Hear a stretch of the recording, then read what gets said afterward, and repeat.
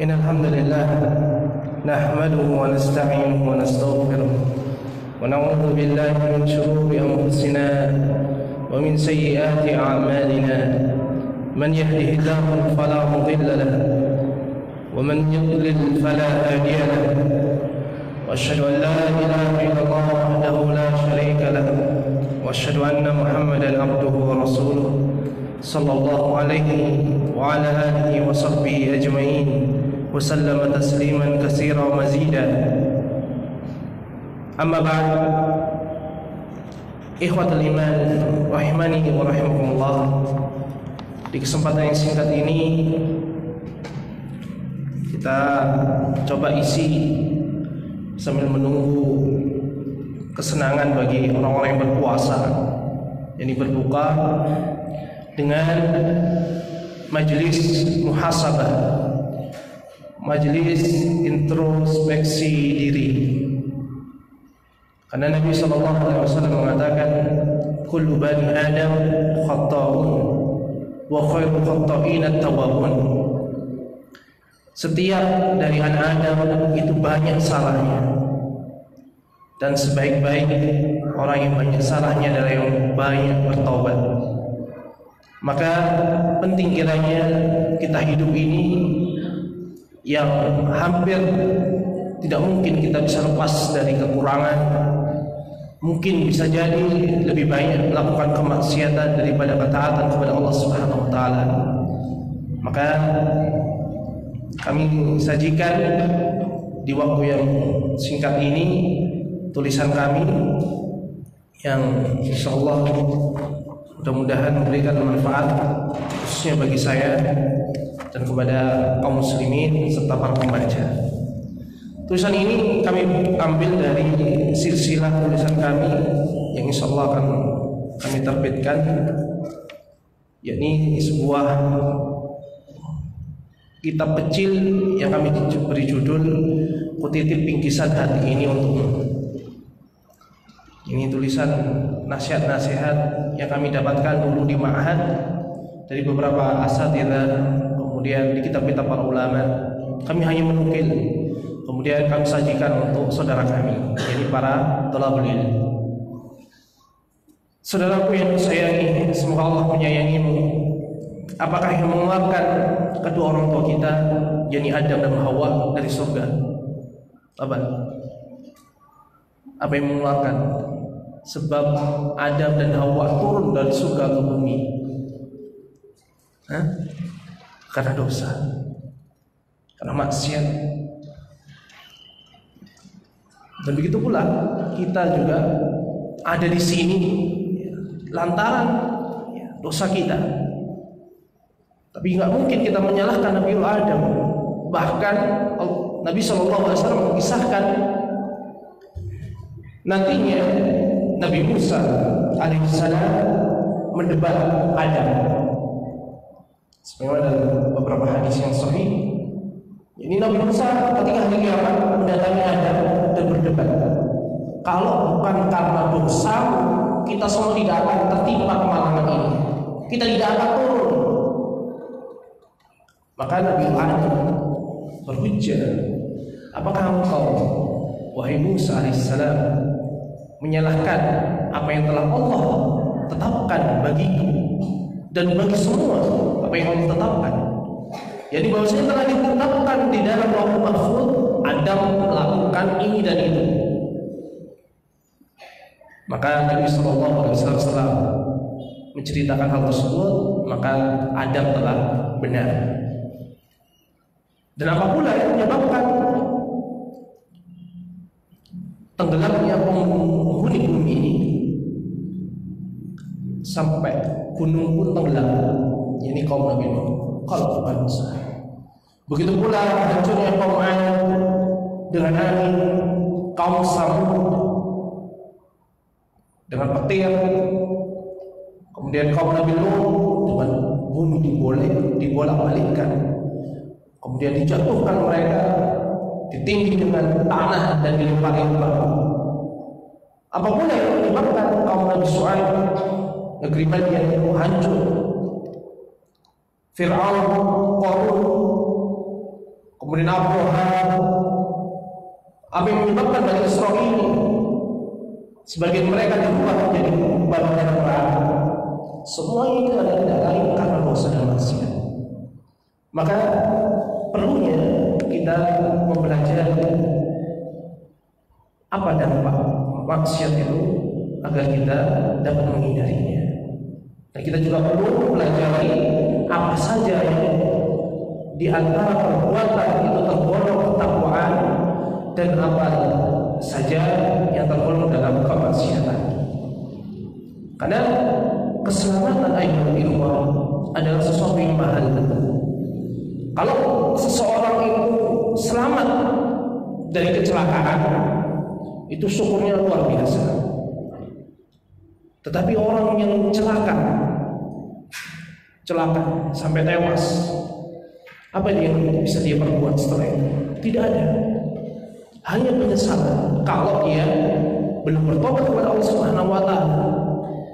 Tapi ketika seorang itu beriman, orang itu mengerjakan amal salih, menjaga keimanannya supaya tidak batal dengan kesyirikan, dengan kekufuran, dengan kemunafikan,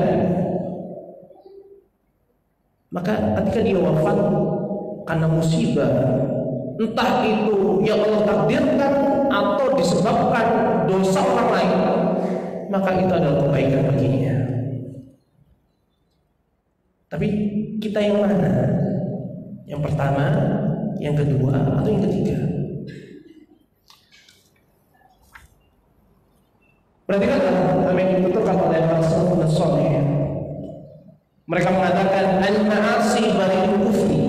Kemaksiatan itu mengantar kepada kekafiran.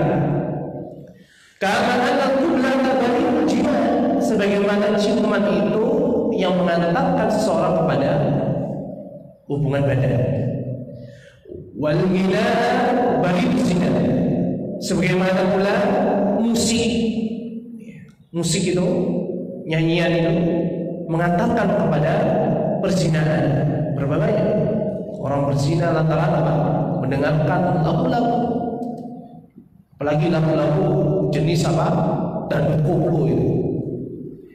Syairnya isinya semuanya tentang mengumbar aurat. Itu menunjukkan apa? Itulah yang dikatakan oleh para ulama terdahulu masih relevan dengan zaman kita ini. Wa nazar baridul ishq, dan pandangan itu adalah pengantar kepada cinta buta. Berapa banyak orang melihat kecantikan seorang wanita hingga mengalahkan imannya, murtad, keluar dari agamanya, pindah ke agama wanita tersebut agar dapat menikahinya. Bahkan banyak sudah kisah-kisah nyata orang rela murtad demi menikahi pasangannya. Wal marad baridul maut, sebagaimana pula berapa banyak penyakit itu menjadi pengantar seseorang kepada kematian. Ini ucapan para ulama.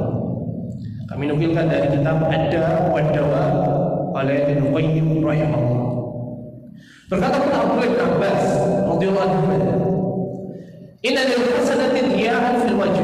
Sesungguhnya kebaikan itu menyebabkan sinar di wajah seseorang. Makanya wajah orang beriman itu cerah, menyenangkan dipandang. Berbeda dengan orang kafir.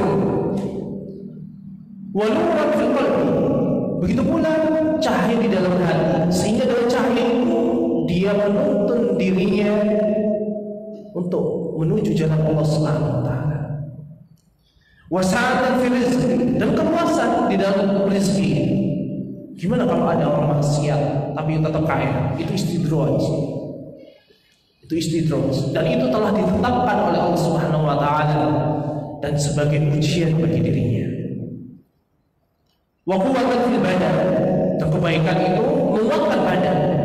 Orang itu senang kalau melakukan amal ibadah itu dengan keadaan senang, semangat.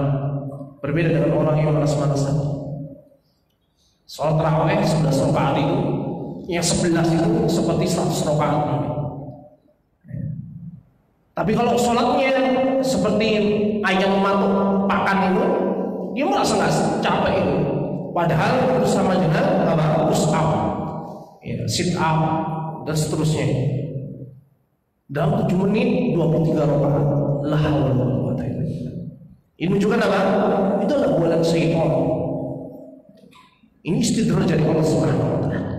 Nasallallahu alaihi wasallam wa mahabbatan fi qulubil khalqi, dan kebaikan itu menyebabkan makhluk orang lain cinta kepada kita. Wa inna lil hasanat sawadan fil wajh. Adapun keburukan itu, dosa itu menyebabkan hitamnya wajah, bukan karena kulitnya hitam, tapi apa? Suram. Apalagi orang-orang kafir, karena wajahnya tidak tersentuh dengan air wudhu. Bahkan akan terbukti secara jelas ketika hari kiamat kelak. Di dalam beberapa hadis Nabi SAW menyebutkan bahwasanya beliau mengetahui umatnya di antara umat yang lain adalah dari cahaya bekas wudhu, wajahnya, tangannya, kakinya itu terlihat cahaya ketika hari kiamat, untuk membedakan antara umatnya Nabi Muhammad SAW dengan umat Nabi yang lain, sehingga tidak salah. Berkumpulnya gampang diketahui. Bisa dibayangkan kita di dunia ini berapa jumlah penduduknya? Berapa? Ada 1 triliun? Nggak tahu ya. Belum pernah jumlah sensus penduduk setiap negara. Ini anggaplah 1 triliun atau 1 miliar. Ini baru 1 tahun. Sedangkan hampir setiap menit di belahan dunia itu ada yang lahir, dan begitu pula ada yang mati. Jadi kalau ditotal antara Nabi Adam alaihissalam sampai hari kiamat kelak, itu jumlahnya hanya Allah yang tahu. Itu Rasulullah tahu umatnya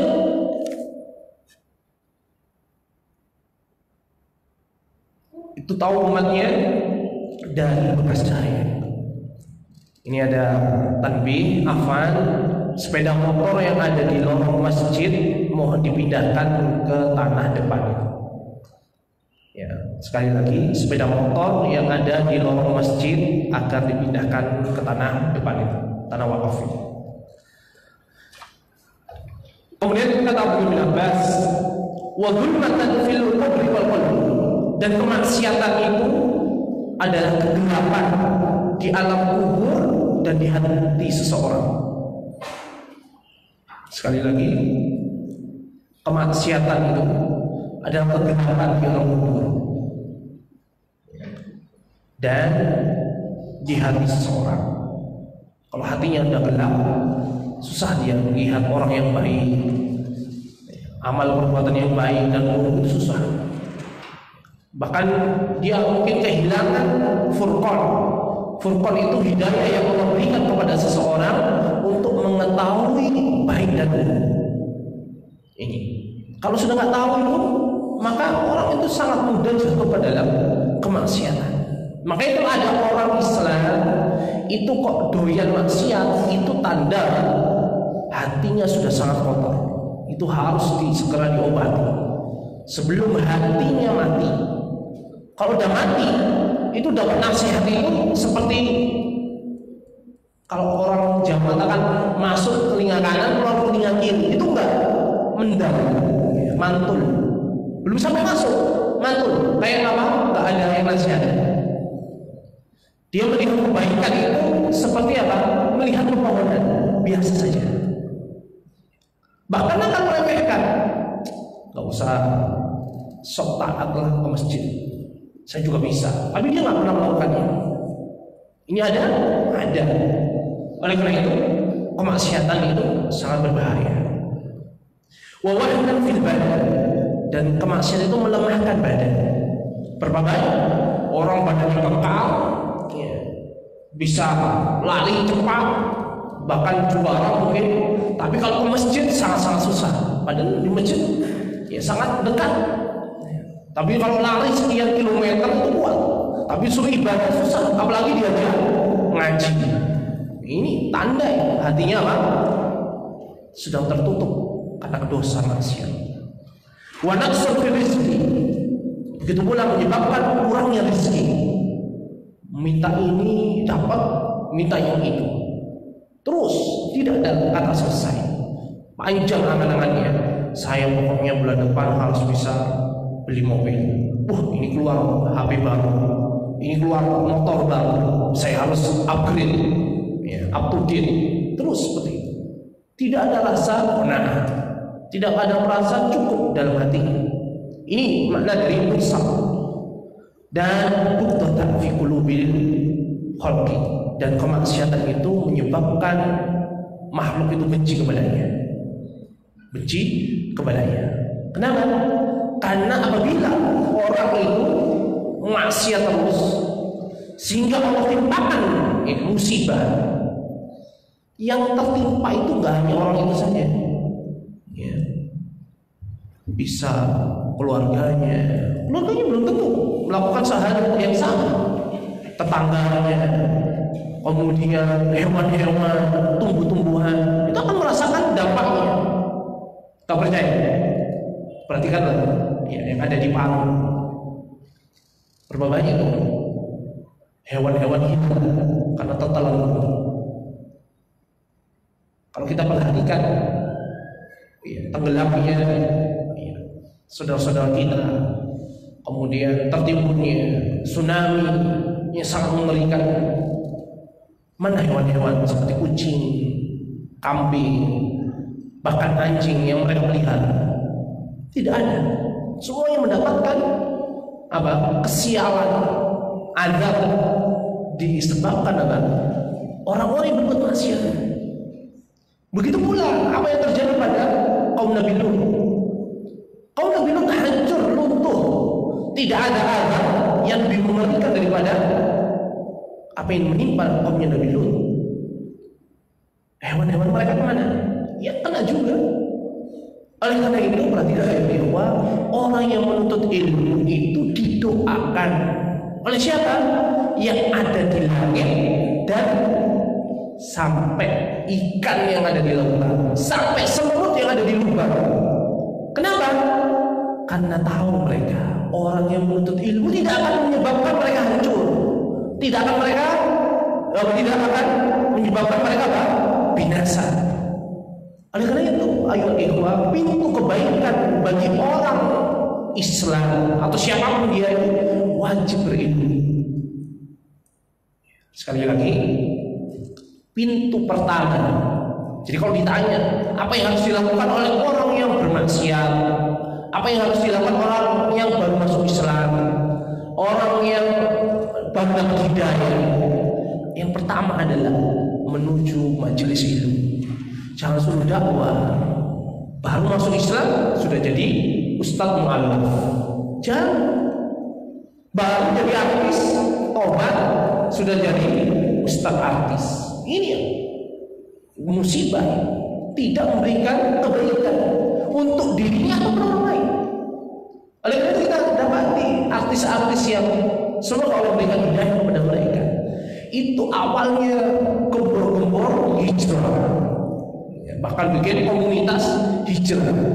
Tapi apa? Di tengah jalan ada yang kembali lagi ya, joget, ada yang kembali lagi jadi penyanyi, ada yang keluar dari maksiat menuju lubang kebidahan, ada yang habis maksiat sudah tobat malah menuju kepada kesyirikan. Wa nasallallahu alaihi wasallam. Ini menunjukkan apa? Pentingnya ilmu. Dan para ulama itulah kenapa mereka itu orang yang tekun ibadah, orang yang menyibukkan diri dengan kebaikan, tetapi lisan mereka, tulisan mereka tidak pernah sepi membahas tentang dosa. Kenapa?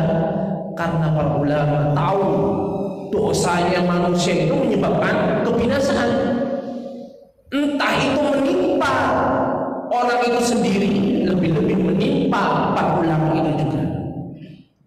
Oleh karena itu, seorang yang menyebutkan dirinya itu cinta ulama, pengikut warasatul anbiya, itu harus sejatinya benar-benar mengetahui apa yang ditakutkan oleh para ulama.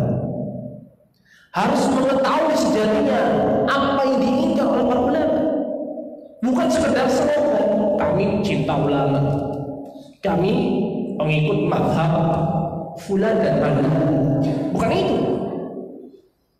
Sekali lagi ini penting, karena semakin jauh zaman kita dengan zaman keemasan Islam, maka kondisi kita ini tidak akan baik, tapi semakin buruk. Dulu kami bisa merasakan awal kenal dakwah salafiyah tahun awal 2000 itu ngaji di Sidoarjo sangat susah. Ada sekitar 2-3 tempat aja, itu pun sebulan sekali atau sebulan 2 kali. Yang paling baik di Surabaya, sehingga kami harus kesana kemari untuk hausnya diri kami untuk menuntut ilmu. Sekarang Masya Allah majelis sangat banyak, tinggal pilih di masjid ini, di masjid itu. Tapi apa? Bukan tambah bagus, rebutan jamaah. Itu ngundang Ustaz ngetren, kita kalah. Kita undang yang lebih gede, ya, itu setannya juga gede. Ya, ini undang Ustaz kontemporer, bahas riba. Ini juga ada yang Ustaz saya ingat juga pembahas riba kayak datang lumayan untuk pemasukan masjid. Akan berubah-ubah terus, bukan mencerdaskan kehidupan bangsa. Sebagaimana ulama kita dahulu merumuskan undang-undang dasar mencerdaskan kehidupan bangsa. Tapi apa? Rebutan jamaah. Perhatikan. Oleh karena itu kita harus menata niat kita ini. Maka ayo ikhwah rahimani wa rahimakumullah, waspada terhadap dosa dan maksiat itu penting. Benar, kita harus bertauhid kepada Allah Subhanahu wa taala. Kita harus bermanhaj sebagaimana manhajnya Nabi sallallahu alaihi wasallam dan para sahabatnya ridwanullah alaihim ajmain. Benar, kita harus beragama sebagaimana agama para salafus saleh radhiyallahu anhum. Tetapi jangan lalai, dosa itu mengintai kita. Kemaksiatan itu dihembuskan oleh musuh-musuh Islam dari kalangan syaitan, bangsa jin ataupun dari bangsa manusia. Maka dengan memohon ampunan dan pertolongan kepada Allah, kami sebutkan di sini dampak maksiat yang pertama yang dapat kami sampaikan adalah maksiat menimbulkan kegelisahan di dalam hati. Maksiat itu membuat hatinya gelisah, tidak tenang, tidak sakinah, tidak tentram, gundah gulana, bahkan bisa mematikannya. Perhatikan sabda Nabi sallallahu alaihi wasallam, al-birru husnul khuluq. Kebajikan itu adalah akhlak yang baik. Wal ismu ma haka fi sadri. Dan dosa itu adalah apa yang ganjal di dalam dada atau membuat gelisah. Wa karihta an yaqi alaihi nas. Dan engkau benci seandainya dosa itu diketahui oleh orang lain. Ini bagi siapa? Orang yang hatinya sakit atau masih hidup tapi sedang dalam keadaan apa? Mau sakit. Tapi hatinya sudah mati, sudah nggak ada. Dinasihati sudah. Kamu diciptakan untuk ngurus yang apa? Kamu bertakwa kepada Allah, kamu juga bertakwa lah. Memang kamu gak punya dosa. Apa terus seperti itu? Menunjukkan apa? Hati itu perlu sangat perlu untuk diperbaiki, dijaga. Dan betapa indahnya apa yang diucapkan oleh Abdul bin Wahab rahimahullah, seorang ulama besar tabi'ut tabi'in. Beliau berkata dalam sebuah syair, "Ra'aitu dhunuba yumitul quluba wa qad yurisu dhulma idmanuha." Aku melihat dosa-dosa itu mematikan hati dan sungguh dia mewariskan kehinaan. Wa tarkudz dzunubi hayatul qulubi, sedangkan meninggalkan dosa adalah kehidupan bagi hati. Wa khairun li nafsika isyanuha, dan kebaikan bagi dirimu adalah melupakan dosa itu. Jangan diungkit-ungkit, jangan dikenang. Dosa itu jangan dikenang, nanti terulang. Ini kata Abdul bin Mubarak. Wa hal afsadad din ila al-qulub, tidaklah merusak agama itu selain penguasa. Wa ahbar su'in wa ruhbanuha, dan begitu pula ulama yang jelek dan ahli ibadah yang jelek. Ini yang merusak agama. Yang kedua, kemaksiatan itu mengurangi keberkahan umur. Umur kita ini sudah ditetapkan di Lauhul Mahfuz. Bertambah itu pun sudah ditetapkan pula. Berkurang juga sudah ditetapkan. Tapi keberkahan itu penting. Berapa banyak para ulama kita umur yang gak panjang, pendek. Semisal Imam Nawawi rahimahullah. Imam Nawawi rahimahullah tidak sampai umurnya 50 tahun. Tidak sampai 50 tahun. Coba bisa dihitung kitabnya berapa? Sangat luar biasa. Beliau punya kitab Riyadhus Shalihin, sangat bermanfaat, bahkan dibaca hampir di setiap masjid. Bahkan di setiap rumah mungkin sekarang hampir ada Riyadhus Shalihin. Kemudian Syekh Ibnu Barjas, Abdul Salam Ibnu Barjas Al-Abdul Karim rahimahullah. Beliau meninggal belum 40 tahun, tapi seorang doktor, kitabnya sangat banyak dan sangat bermanfaat bagi penuntut ilmu. Kemudian Syekh Hafidz Al-Hakam, Hafidz Al-Hakam rahimahullah. Ini juga begitu, ulama, tapi Allah takdirkan umurnya sangat singkat, tapi penuh dengan keberkahan.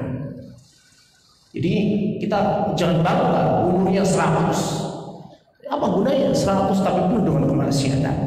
Apa gunanya 100 tetapi untuk ibadah saja untuk orang lain? Tapi yang kita banggakan adalah di hadapan Allah Subhanahu wa taala, yakni keberkahan yang Allah berikan sehingga umur singkat, kebaikan sangat banyak. Bahkan orang yang bermaksiat itu sesatinya adalah orang yang berpaling dari ketaatan Allah Subhanahu wa taala, sehingga hilanglah berlalulah hari-hari yang ada di dunia ini dalam bukan rangka mentaati Allah Subhanahu wa taala, bukan mewujudkan ubudiyah yang menjadi sebab hidupnya kita ini. Bukankah kita hidup ini untuk beribadah kepada Allah, tapi dengan kemaksiatan menjadi lawan ibadah, kita keluar dari fitrah yang Allah inginkan terhadap kita. Allah Subhanahu wa taala menghikayatkan tentang penyesalan orang-orang yang ada di neraka. Mereka mengatakan, yaqulu ya laitani qaddamtu li hayati. Mereka mengatakan, alangkah baiknya sekiranya aku ini dahulu mengerjakan amal saleh di dunia untuk kehidupanku ini. Maksudnya apa? Di akhirat. Penyesalan tidak ada penyesalan. Kita mungkin hanya mengetahui gak ono jenenge ketun niku nang ngarep. Tidak ada penyesalan di depan. Ini mudah sekali, bahkan kita sering dengar. Tapi hakikatnya itu terjadi di ujung hidup kita atau di awal kehidupan abadi kita. Maka kita hendaknya berhati-hati dari kemaksiatan. Bahkan mereka orang-orang kafir itu mengatakan, walau tara idil mujrimuna naqisu ru'usihim inda rabbihim rabbana absarta wa sami'na farji'na na'mal salihan inna mungkin. Lihatlah permintaan orang-orang yang ada di neraka.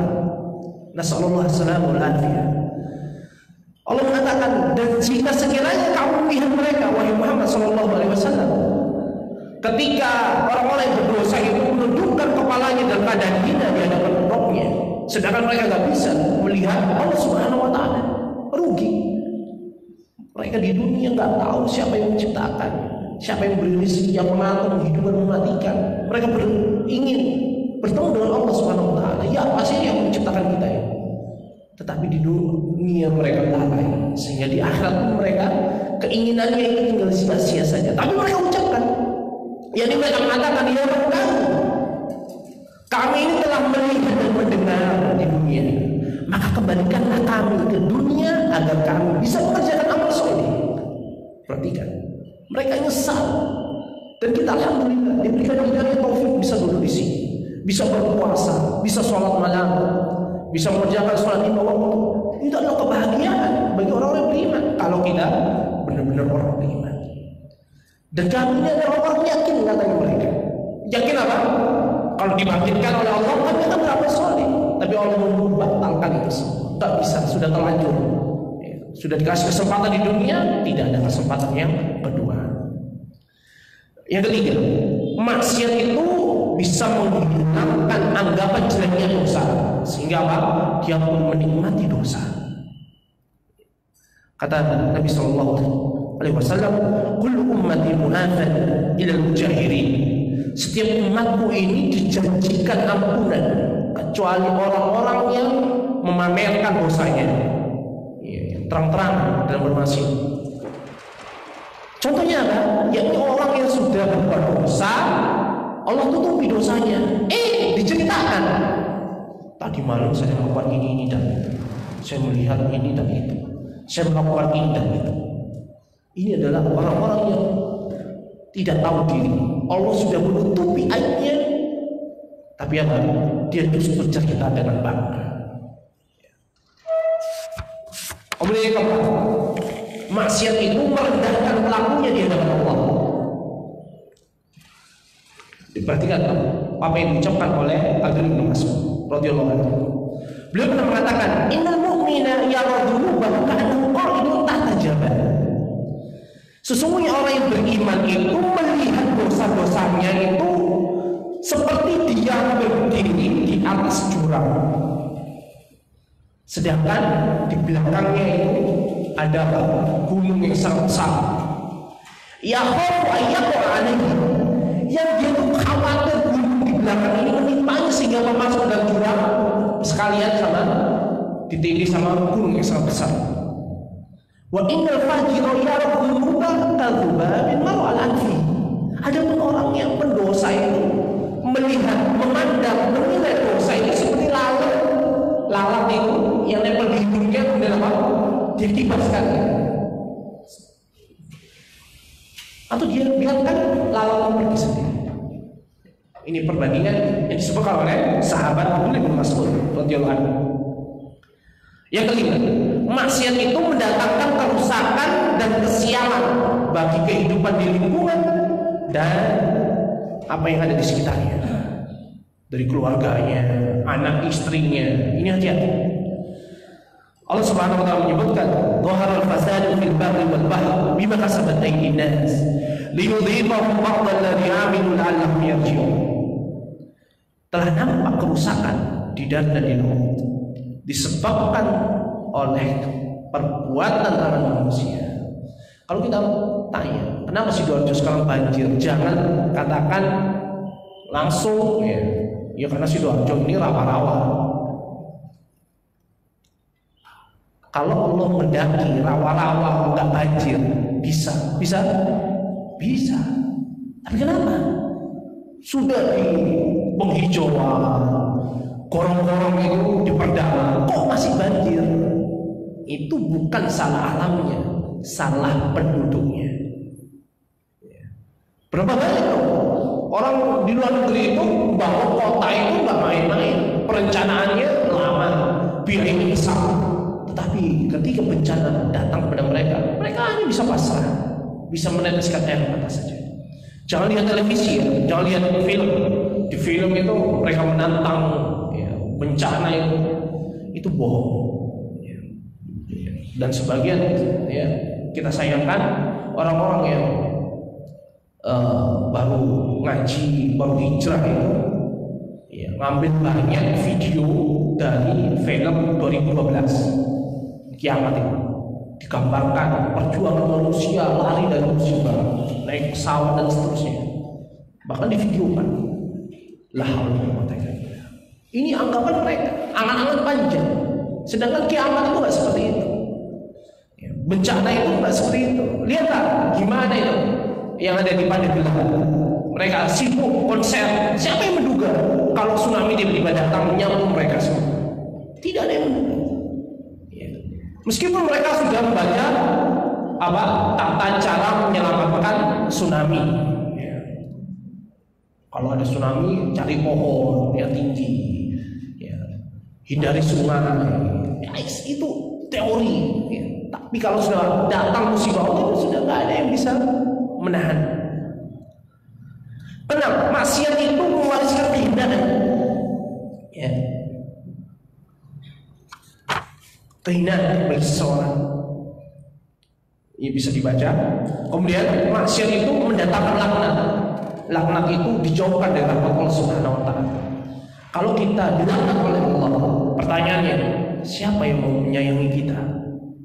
Seandainya seluruh manusia menyayangi kita, tapi Allah melaknat kita, apa faedahnya? Tidak ada. Tetap saja kita dilaknat, tetap saja celaka. Meskipun seluruh manusia sepakat untuk memberikan manfaat kepada kita. Makanya para ulama menyebutkan apa guna seseorang itu mendapatkan kebaikan sedangkan di hadapan Allah dia tidak ada apa-apanya. Oleh karena itu para ulama mendahulukan iman, karena baiknya amal seseorang itu tergantung imannya. Ala inna fil jasadi mudghatan idza salahat salahat jasad kullu wa idza fasadat fasadal jasad kullu ala wa yaqul. Sesungguhnya di dalam tubuh seseorang itu ada segumpal daging yang apabila itu baik maka baik seluruh tubuhnya, amal perbuatannya, dan apabila jelek maka jelek semuanya. Ketahuilah itu adalah hati, jantung. Kenapa? Jantung itu tempatnya iman, jantung itu tempatnya malu, jantung itu tempatnya ketakwaan. Kalau sudah jelek rusak, sudah perbuatannya akan rusak. Dan saya sebutkan di sini beberapa amalan-amalan yang disebutkan oleh Ibnu Qayyim rahimahullah, jadi orang-orang yang terlaknat. Misalnya orang yang membuat kerusakan di muka bumi dengan kesyirikan, kekufuran, kebid'ahan atau dosa besar. Kemudian memutus tali silaturahim terhadap kerabat. Kemudian orang yang mengganggu dan menyakiti Rasulullah dan orang yang beriman, seperti yang dilakukan oleh Yahudi sekarang terhadap saudara kita di Palestina atau saudara kita yang ada di Suriah, disakiti oleh mereka ada yang kalangan Syiah. Kemudian orang yang menyembunyikan apa yang Allah telah turunkan berupa hukum. Kemudian menuduh wanita mukminah berzina tanpa bukti. Kemudian mencaci sahabat. Kemudian mutasyabihin minal rijal bin nisa, yakni laki-laki yang menyerupai lawan jenis, LGBT, transgender. Kemudian penyuap dan orang yang itu disuap. Kemudian suami yang mendatangi istrinya melalui duburnya. Orang yang membuat suami istri cerai, berselisih, dan sangat banyak. Bisa dicek di makalah yang susun. Dan masih banyak lagi efek-efek dampak buruk kemaksiatan. Nah, waktu sudah dekat, kami langsung masuk kepada bagaimana terapi agar kita ini bisa menahan diri untuk tidak bermaksiat. Minimalnya segera bertobat. Minimalnya segera bertobat. Yang pertama, wujudkanlah tauhid kepada Allah secara hakiki, bukan semboyan saja. Kita ini bertauhid, ngaji tauhid, tapi apa? Hatinya tidak terisi dengan tauhid. Dan salah satu agar kita bisa bertauhid dengan secara hakiki adalah kita mempelajari tauhid asma wa sifat. Kenapa? Perhatikanlah sabda Nabi sallallahu alaihi wasallam, "Inna lillahi tis'atan wa tis'ina isman, mi'atan ila wahidah. Man ahsaha dakhala jannah." Sesungguhnya Allah itu punya 99 nama yang barang siapa menghafalnya, menghitungnya, memahaminya dan mempraktikkannya, maka dia pasti masuk surga. Kenapa? Perhatikan, seorang apabila dia mengetahui, faham betul Allah itu maha melihat, Allah itu maha mengetahui, Allah itu maha teliti, Allah itu maha mendengar. Ketika dia bermaksiat, dia dilihat oleh Allah Subhanahu wa taala. Kalau dia masih punya iman, maka dia akan malu.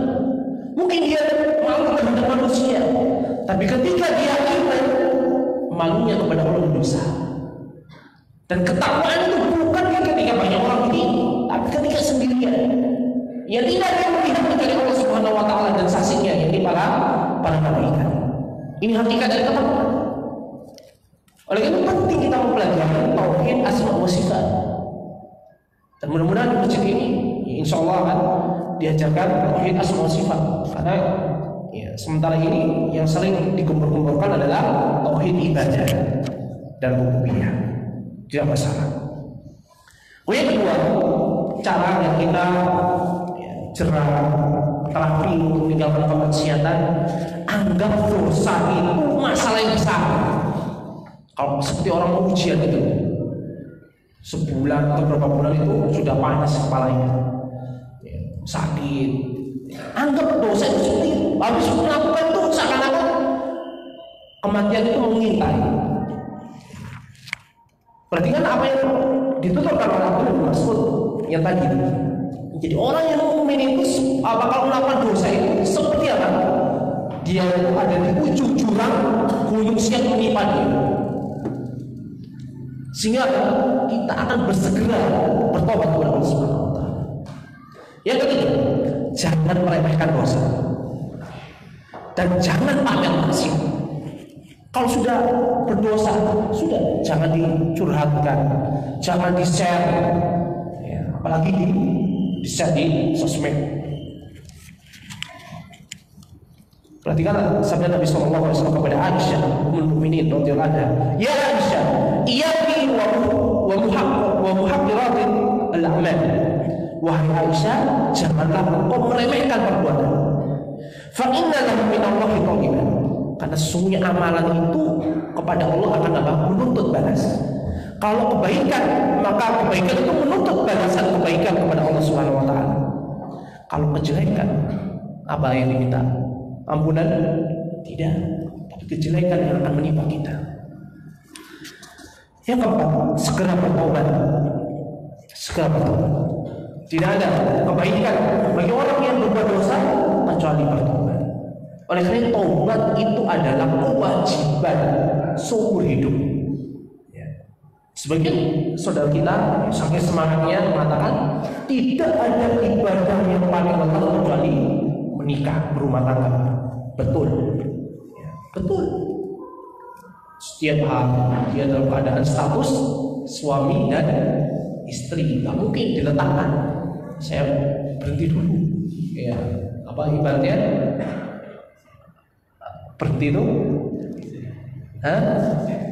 bukan riset keluar, cuti ya, saya cuti dulu dari suami, saya mau seng-seng, tidak ada. Tapi kewajiban yang terus-menerus yang harus diperhatikan adalah bukan menafkahi, perhatikan, tapi apa? Bertobat. Karena dalam kita memberikan nafkah, dalam bermuamalah, dalam kita mendidik anak, bertetangga, bermasyarakat, menjadi guru, menjadi pegawai, menjadi atasan, itu nggak bisa lepas dari kesalahan, kekurangan dan dosa. Kemudian jangan pernah meninggalkan istighfar. Yang kelima, karena Nabi SAW sendiri mengatakan, "Wallahi inni la astaghfirullah wa atubu ilaihi fil yawmi aksar min sab'ina marrah."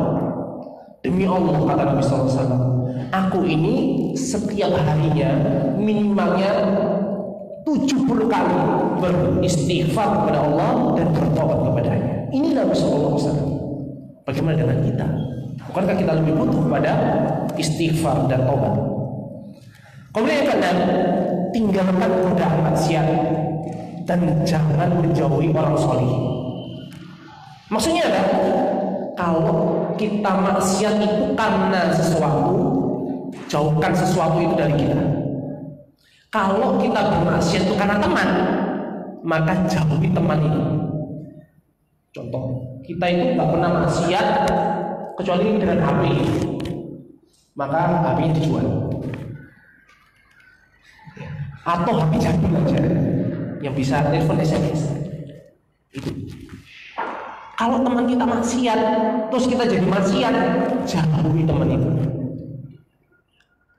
Istri gimana? Dicerai? Enggak. Ya, tetap kita ada kewajiban di sini. tapi jauhi segala sesuatu yang menyebabkan kita bermaksiat. Perhatikanlah kisah Bani Israil, seorang Bani Israil yang membunuh 100 nyawa ini. Ketika dia bertanya kepada ahli ilmu, yang sebelumnya dia bertanya kepada ahli ibadah, sehingga dia membunuh dengan jawaban yang salah, apakah kamu punya taubat? Kamu sudah 99 nyawa, kau bunuh, dosamu sangat besar, tidak ada taubat bagi. Maka dia boleh menghendakkan 100. Tapi dia masih ingin bertanya lagi kepada ahli ilmu, apakah saya masih punya taubat? Ya ada lah, Allah itu maha menerima taubat. Tapi syaratnya satu, kamu pindah dari lingkunganmu yang jelek itu kepada lingkungan yang satu, yang baik-baik dari orang-orang. Maka dia pun berjalan menuju tempat itu. Dan Allah takdirkan dia wafat. Hingga Allah mengutus 2 malaikat, malaikat rahmat dan malaikat azab untuk apa? Rebutan nyawanya ini, rohnya ini sama yang bawa. Setelah dicabut itu, maka Allah mengutus malaikat yang ketiga untuk mendampingkan 2 malaikat yang berselisih. Maka diukurlah, kalau orang ini dari tempat maksiat itu lebih dekat dari tempat itu, maka silakan malaikat azab untuk membawanya. Tapi kalau dia lebih dekat kepada tempat hijrahnya yang tidak ada orang-orang baik yang dia niatnya untuk hijrah, maka silakan malaikat rahmat itu membawanya. Dan ternyata hanya 1 jengkal, nggak ada setengah meter jarak antara perbandingan tempat wafatnya antara tempat maksiat dengan tempat hijrahnya. Allah pun mengampuni dosanya. Oleh karena itu perhatikan, kalau kita maksiat, apa sebabnya? Diinvestigasi. Kalau HP, tinggalkan HP, ganti HP jadul. Kalau tempat maksiatnya tempat kerja dan dia tidak tahan, segera cari pekerjaan. Ya jangan pulang dulu, cari pekerjaan. Kalau kecuali dosanya sangat besar, sudah keluar. Insya Allah Allah memberikan ganti yang lebih baik. Kemudian yang ketujuh, berhenti sekarang juga. Berhenti sekarang juga. Dan iringilah dengan kebaikan. Karena Allah Subhanahu wa taala mengatakan, innal hasanati yudhibnas sayyi'at. Sesungguhnya kebaikan-kebaikan itu menghapuskan kejelekan-kejelekan. Dan Nabi SAW mengatakan kepada sahabatnya, memberikan wasiat, ittaqillaha haitsuma kunta. Bertakwalah kepada Allah dimanapun kau berada. Wa atbi'is sayyi'ata hasanatan tamhuha. Dan iringilah, berhentilah dari keburukanmu itu menuju kebaikan. Niscaya kebaikan itu akan menghapuskan keburukan itu. Wa khaliqin nasa bil khuluqin hasan. Dan bergaulah dengan manusia dengan akhlak yang baik. Dan yang terakhir, tetaplah berdakwah dan jangan mencela dosa orang lain. Tetap berdakwah, karena keberuntungan itu Allah sebutkan 4 sifatnya. Sebagaimana surat Al-Asr, wal 'asri innal insana lafi khusr. Demi masa bahwasanya manusia itu benar-benar di dalam keadaan kerugian. Dan kita nggak suka rugi. Nggak ada kan dari kita dagang apa-apa rugi. Itu saudara kalau dia katakan itu. Tapi hakikatnya kita itu nggak suka kerugian. Allah tetapkan yang sendiri menciptakan kita itu rugi. Illal ladzina amanu, kecuali orang yang beriman, wa amilus shalihat, orang yang beramal saleh, wa tawassaw bil haqq, yang saling menasihati dalam kebaikan, wa tawassaw bis sabr, dan orang yang saling menasihati dalam kesabaran. Dan para ulama memberikan wanti-wanti kepada kita. Dan saya sebutkan di sini perkataan Ibnu Qayyim, wa kullu maksiatin ayyam biha akhaka fa hiya indika. Setiap maksiat yang dijelek-jelekan pada saudaramu itu, hakikatnya itu akan kembali kepada dirimu sebagai ujian. Yahtamilu an yurida bihi annaha sa'iratun ilaika wa la budda an ta'mala. Karena maksud dari ucapan itu adalah engkau itu bisa jadi melakukan dosa yang dilakukan oleh saudara. Dosa kamu ini penyanyi, ini bahaya. Bisa jadi kita nanti nyanyi dan kita nggak akan kita akan malu di hadapan Allah Subhanahu wa taala. Ya, atamuruna an-nasa bil birri wa tansawna anfusakum. Ini karena kesombongan, meremehkan orang lain, Mestinya ketika kita melihat saudara kita berbuat dosa, kita nasihati dengan baik. Kita berlindung kepada Allah dari melakukan semisal hal tersebut. Wallahu ta'ala, mungkin ini dapat kami sampaikan. Kurang lebih ya kami mohon maaf. Kemudian kita hendaknya banyak bertobat di bulan yang kesempatan ini belum tentu datang kedua kali ini di tahun depan, dan kita juga tidak tahu kapan kita akan dijemput oleh Allah Subhanahu wa taala. Wallahu ta'ala alam. Kita tutup kajian kita ini dengan kafaratul majlis. Subhanakallahumma wa bihamdika asyhadu an la ilaha illa anta astaghfiruka wa atubu ilaik. Wa akhiru da'wana alhamdulillahi rabbil alamin. Wassalamu alaikum warahmatullahi wabarakatuh.